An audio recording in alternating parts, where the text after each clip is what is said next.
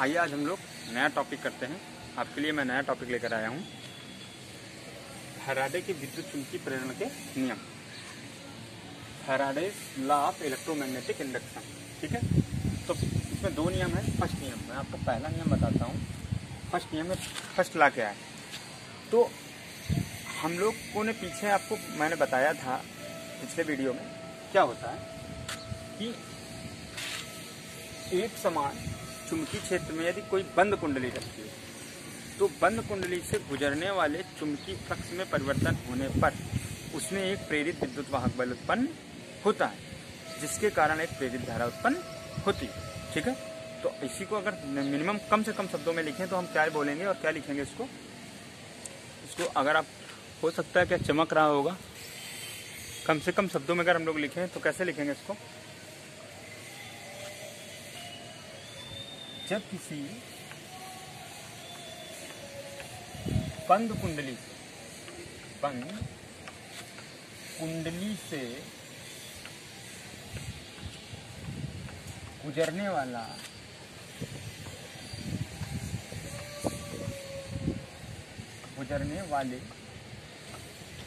गुजरने वाले चुंबकीय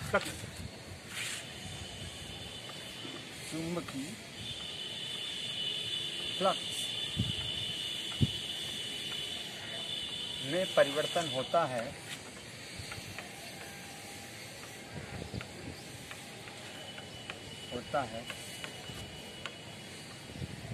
तो उसके कारण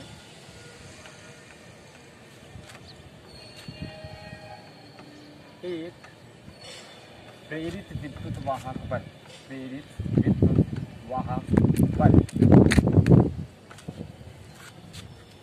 उत्पन्न होता है। प्रेरित विद्युत वाहक बल उत्पन्न होता है, जिसके कारण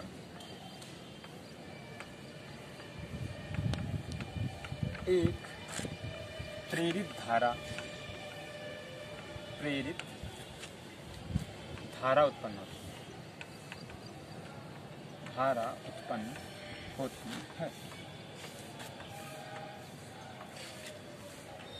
यह तभी तक उत्पन्न होता है जब तक चुंबकीय फ्लक्स में परिवर्तन होता है।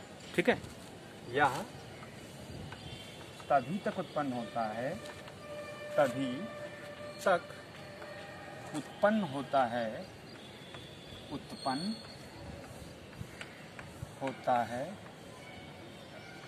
जब तक फ्लक्स में परिवर्तन होता है।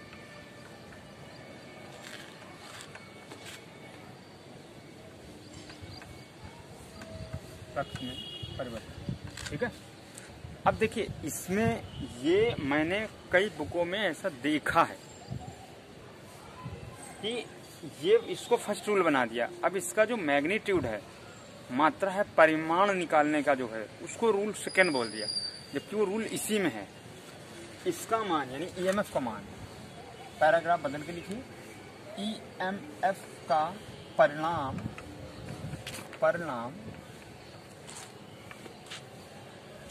फ्लक्स परिवर्तन की दर के ऋणात्मक फ्लक्स परिवर्तन दर के बराबर हो जाता है।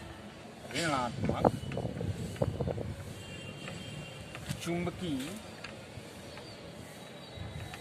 फ्लक्स परिवर्तन के बराबर होता है। ठीक है, अब माना कि डेल्टा टी समय में चुंबकीय फ्लक्स में डेल्टा फाई का परिवर्तन हो रहा है। कितना, ये आप लिख लीजिए, चलिए लिख देते हैं। यदि डेल्टा फाई चुंबकीय फ्लक्स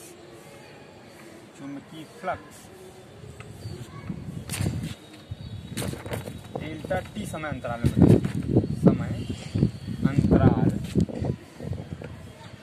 में परिवर्तित होता है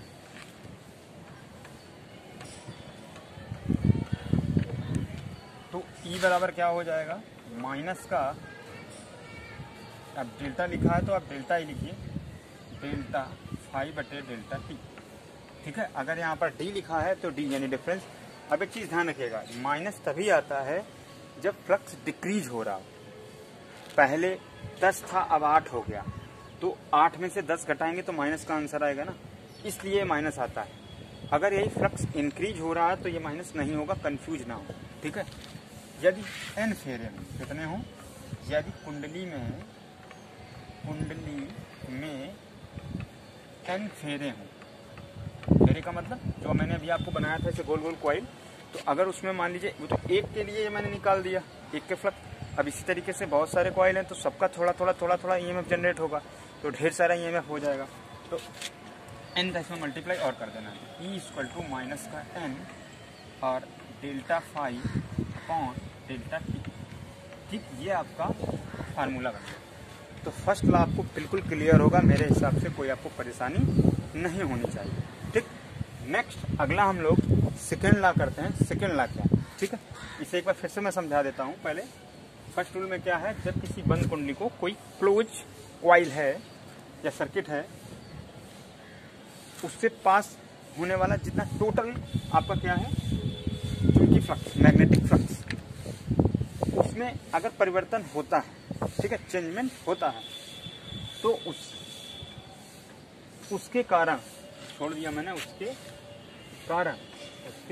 कारण एक प्रेरित विद्युत वाहक बल उत्पन्न होता है, जिसके कारण क्या मैंने लिख दिया, जब किसी बंद कुंडली से गुजरने वाला चुंबकीय फ्लक्स में परिवर्तन होता है तो उसके कारण एक प्रेरित विद्युत वाहक बल उत्पन्न होता है, जिसके कारण एक प्रेरित धारा उत्पन्न होती है। सही है, बिल्कुल।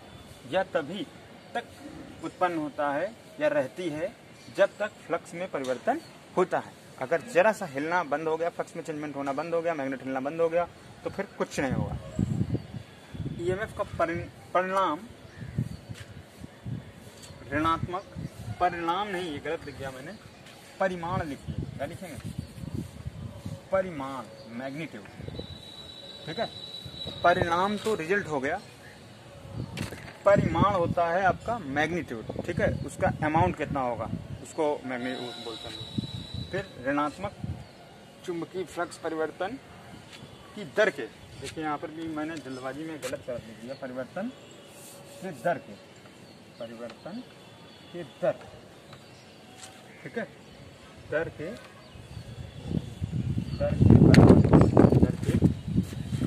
बराबर होता है,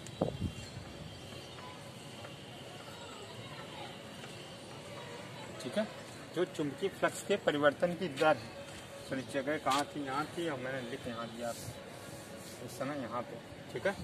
ये चीज़ यहाँ लिखनी थी, मैंने उसको बदल लीजिएगा आप, नहीं तो वीडियो लंबा हो जाएगा, इसको ठीक कर लीजिएगा। इसके बाद हम लोग बात करते हैं सेकंड लॉ। किसकी बात करते हैं, सेकंड लॉ। देखिए सेकंड लॉ क्या है आपका, विद्युत चुंबकीय प्रेरण का जो फैराडे का जो द्वितीय नियम है, सेकंड लॉ, वो क्या कहता है, उनका कहना ये है कि अगर विद्युत वाहक बल उत्पन्न होता है, प्रेरित विद्युत वाहक बल उत्पन्न हुआ और उसके कारण प्रेरित विद्युत धारा, तो जो आपके इस हिसाब से वो पैदा होंगे कि वो जिस वजह से, जिस कारण से उत्पन्न हुए हैं उसका वो विरोध करेंगे, ठीक है ना। तो अब जैसे मैंने आपको कॉइल बनाई थी, अगर आपको याद हो इस तरीके से, छोटा सा मैं आपको यहाँ क्लियर कर दे रहा हूँ हल्का सा, तो मान लीजिए हो गया।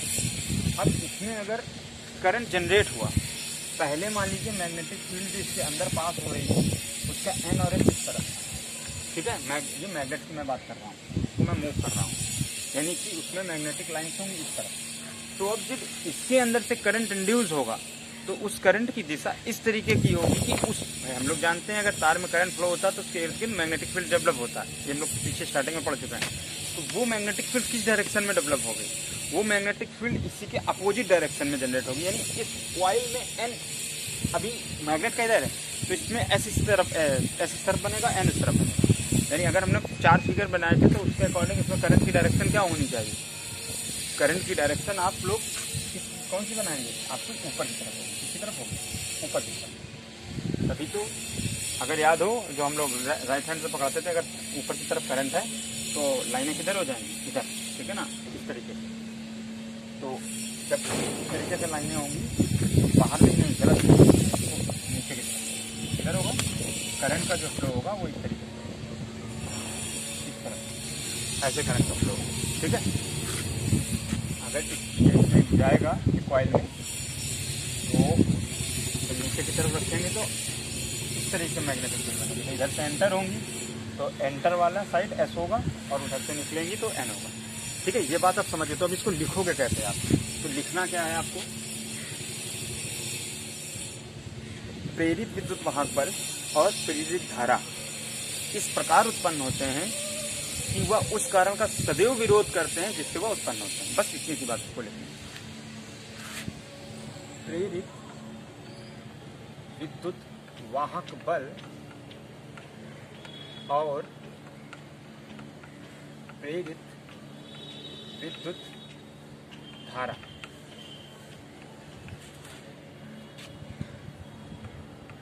इस प्रकार उत्पन्न होते हैं या उत्पन्न होते हैं कि वह उस कारण का विरोध करते हैं, उस कारण का विरोध करते हैं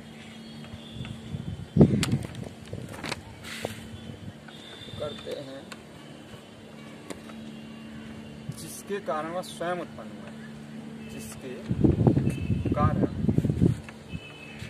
वह स्वयं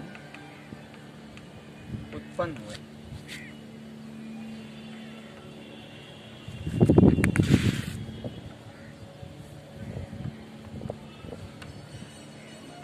ठीक है, इसे लेंज का नियम भी कहते हैं, याद रखिएगा। इसे लेंज का नियम भी कहते हैं।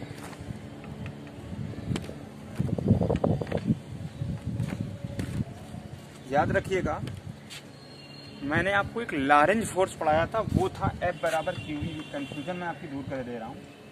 ये लॉरेंज बल फोर्स, लॉरेंज फोर्स था, और ये मैं लेंज बोल रहा हूँ। कंफ्यूज मत होनी, तो ये दोनों सेंटेंस अलग अलग हैं। फिर इसके बाद 2-3 नियम आपको क्लियर हो गया होगा कि किसी भी बंद कुंडली में प्रेरित विद्युत वाहक और प्रेरित धारा इस प्रकार उत्पन्न होते हैं कि वो सदैव उस कारण का विरोध करते हैं जिससे वह उत्पन्न होते हैं। ठीक है, आपको इतना लिखना। शेयर करते रहें, इसे अच्छी कॉपी में लिखिए, अच्छे से समझिए इसको।